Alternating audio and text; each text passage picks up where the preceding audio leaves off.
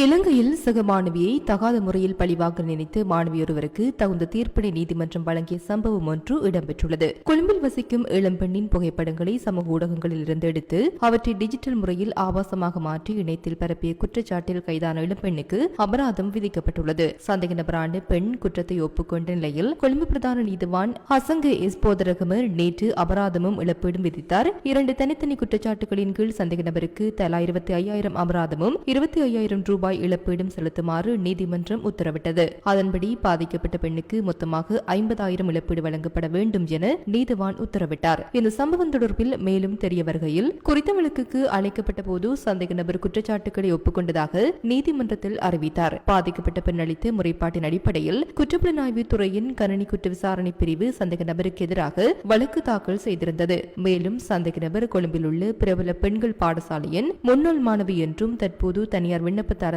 பொதுத்தர உயர்தர பரீட்சைக்கு தோற்றவிருப்பதாகவும் தெரிவிக்கப்படுகின்றமை குறிப்பிடத்தக்கது.